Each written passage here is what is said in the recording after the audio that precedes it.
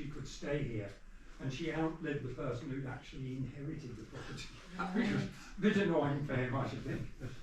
So, yeah, she was the artist. Rebecca was the artist. She was very good at fabric, very good at background, not very good at faces.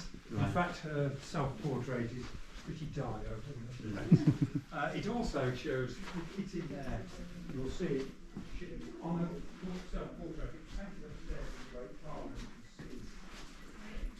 Wow, that's right. Yeah, that's great. The other arm that she's painted with, she had to put somewhere on the painting so that she gets longer. It comes across like that, and it goes down. So she's got a double jointed arm, which is in a sort of Z shape. But no, various aspects is very good. But not, in fact, such that the first husband, second husband, and Jesus all have the same nose. So she was good at one nose, and that was it. Stick with that then. Yeah, stick with what you can do. Amazing. Anyway, do enjoy it. Either room, there's the drawing room, the dining room.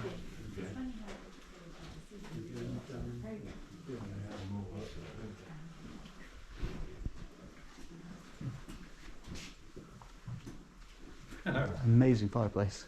It is. It's far too big. It wasn't in here originally. As you can see from the finials, that one fits on the square, that one fits on the square. That one doesn't. It's offside. But it was probably, almost certainly, in the great open hall that was over there. Okay. The original 1220 open hall. Was that where there's where a gap? The timber or came from. Okay. The piece of timber, and it was almost certainly in there, because not only has it got the front fireplace, the big fireplace, it's got side fireplaces to warm up the rest of the room. Now, they say about you knowing your place. One of them is you knew your place in the room, because if you were important, you were allowed to warm yourself in front of the main fire. If you were less important, you knew your place and you could warm yourself at the side fireplaces. And if you knew you hadn't got a place, you just got cold. But you weren't allowed to do it, you'd been booted out. I was up at Cragside, up in yes. Newcastle, and the fireplace there was just it was like just how people display their wealth by their the Armstrongs were had a lot of it as well. Yes, that is a big property. Not a property that you could necessarily live in, whereas this one, a lot of people come and say, "Oh yes, I could live in here." It's about the right size. It was interesting, yeah, because the a lot of ones like Cragside, like Kedleston as well. You can tell they're show homes. They are. They're there right. to say, "Come look at my wealth." Whereas this seems a bit more cosy. Yeah, like Little Moreton Hall over in yeah, that's right. With Cheshire. With the upper gallery that seems to be progressing downwards. I like the wonkiness of it. Oh, that's amazing. But yes, it was a house, and I mean the family lived in it for the Ferrers, certainly since 1517. It was loaned out to various people. They rented it, but the most notable being the Vaux sisters, Anne Vaux and Sister Elizabeth, and that was when the priest hunters were here. Ah, yes, really. Anne Vaux was the person who was responsible for the building of the priest house. Oh, very beautiful. Well, thank you very much. Anyway, enjoy your visit. Will do, thank you. Hello. Can I just ask you, you mentioned Elizabeth. She, like one of those rooms over there, just sets the ladies very and white.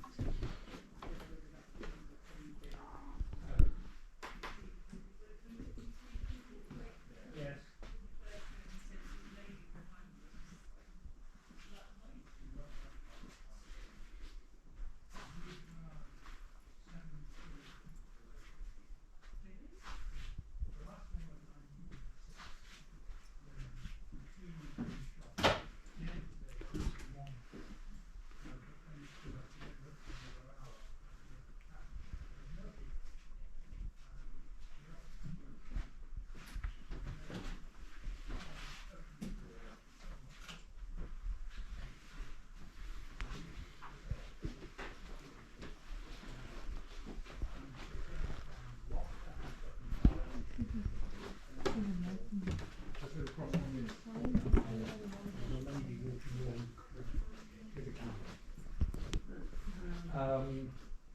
there's a story of 1926 when there was a lady who was free.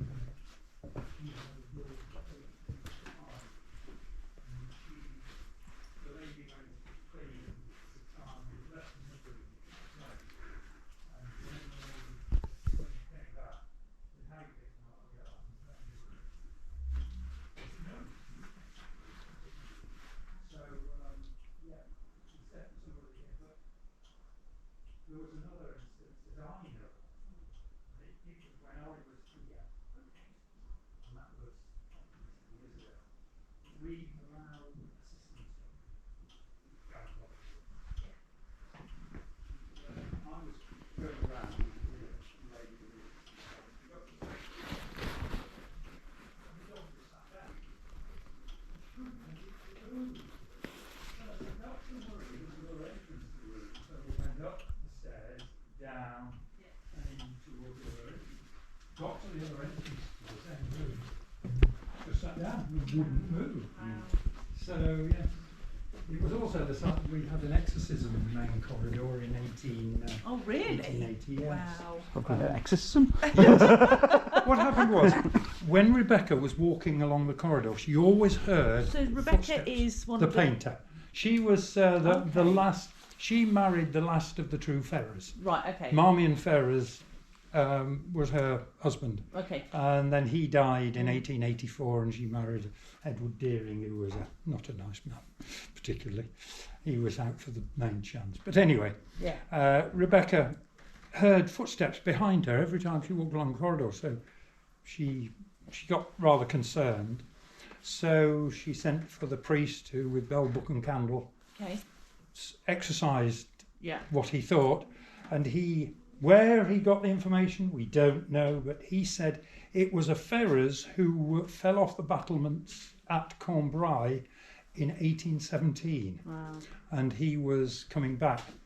And that really is an interesting one, because it fits in with the last, really, well, with another story. Marmion had a niece, and she slept in the library, because that was a bedroom in Yeah. those days. Yeah. And at the early hours of the morning, she woke up and there was a soldier at the bottom of her bed. Wow. And it was a soldier who fell off the battlements of Combray. No way. But she then immediately screamed, and soldier disappeared, and she wouldn't sleep in that library again. Wow. So interesting. Yeah. It's got a feel about it. And of course, there was the murder in the either in the kitchen. If you're romantic, it was in the bedroom, but if you're not, it was in the kitchen. Anyway, you'll hear about that in the library when we get there. Amazing, Thank thank you you. very much. Anyway, do enjoy your visit. Thank you. Can we go upstairs?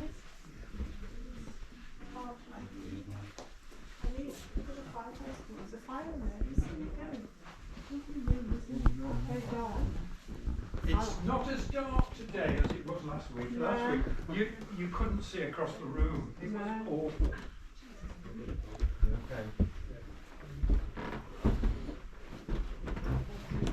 Is it,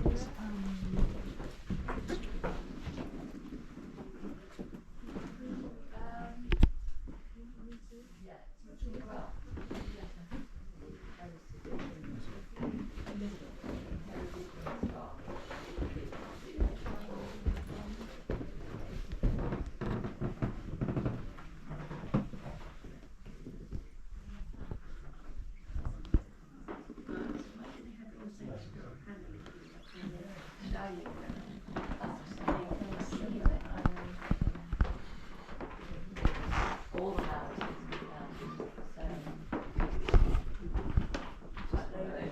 styles, I suppose. Yeah. But some of this and the next room were painted over with white paint prior to 1930, because a lot of houses were restricting the houses. It's like they lived in churches as well, isn't it? Yeah, white, to sort of make it lighter and brighter. I mean, if you look, you can see some of the edges and corners with a bit grey, particularly over there when it was removed. And the next room, there was 15 layers of white paint on these, and these were all removed.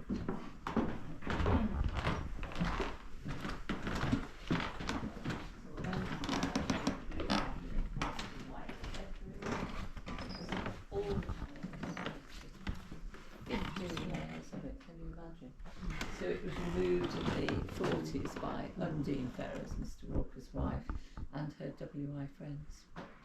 So painstaking job. And this one of Rebecca's, just very quickly, why was it white before? Is it someone's favourite colour? No, the panels were all painted with 15 layers of white. 15.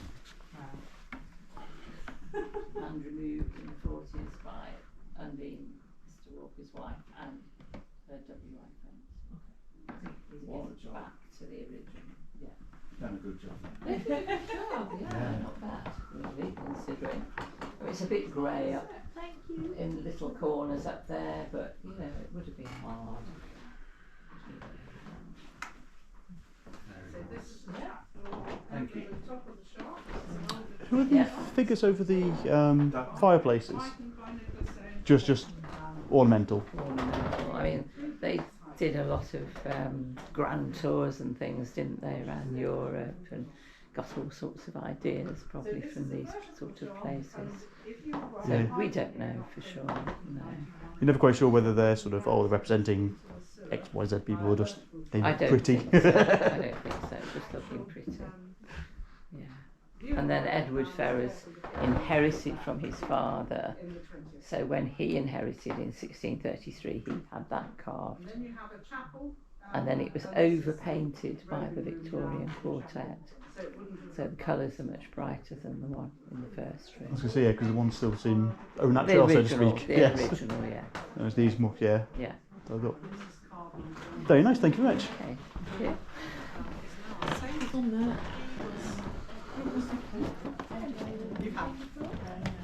I think it gives you further information in there. I know he was beatified in 2010, then he did another miracle somewhere in South America and then became a saint.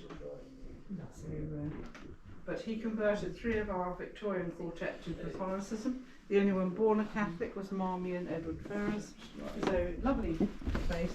And he was writing to Rebecca's aunt, Lady Georgiana Chatterton, here in 1875-6 when she was terminally ill. That's when. Sorry about that. That's all right, no. We're all trying to get the best shots, ain't we? His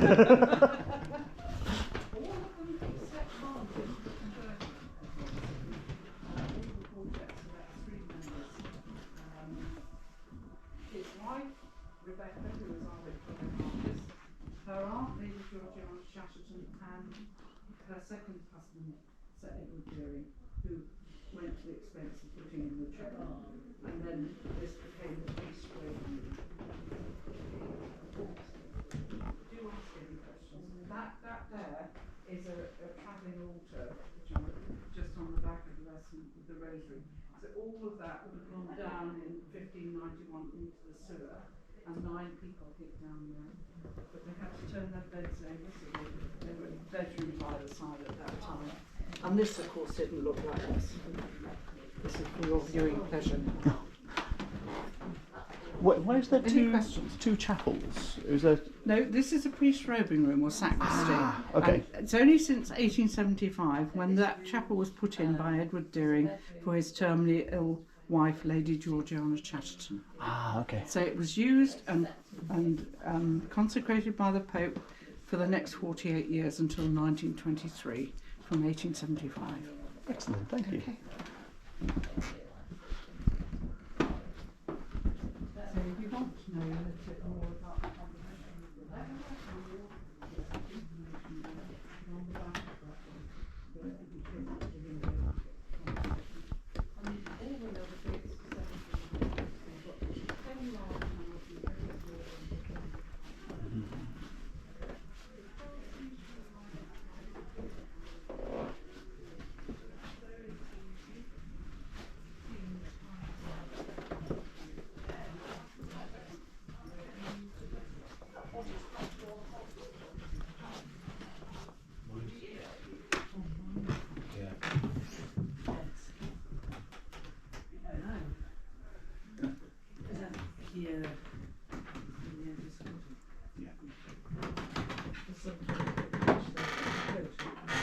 Yeah.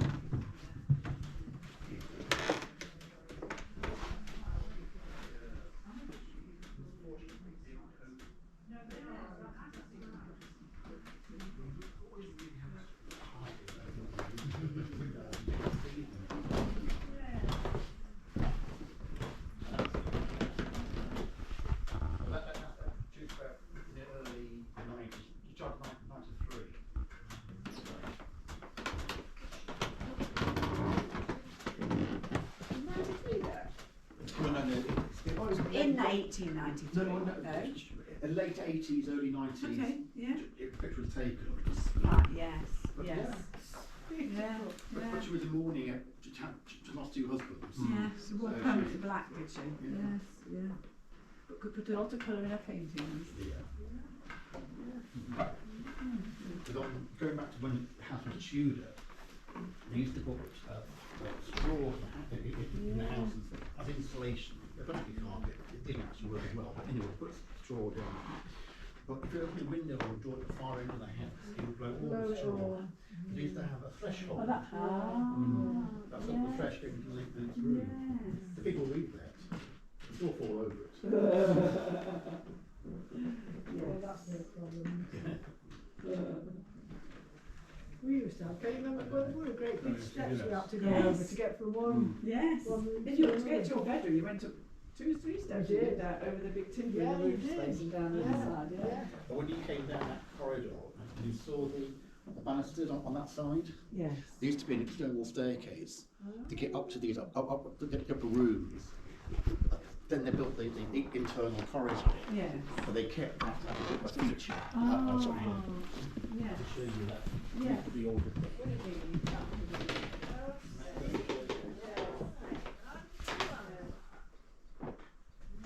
So the straw was to insulate the floor. Was wood panelling just to try and add a bit more insulation? The unfortunate thing about tapestries in this house is that in 1939, the owner of the house then, from high time, had to watch and the long table, the 21-foot table, and they all went backwards. Oh, yes, Two yes. miles went there, Yes, of so course, they've yeah. got all the good tapestry.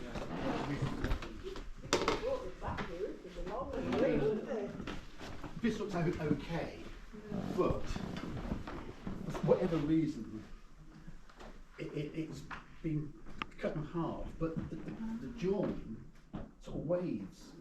Yeah. It's not a very good join, and like his hand disappears. Yes. Yeah. And then there's a patch up there, Yeah.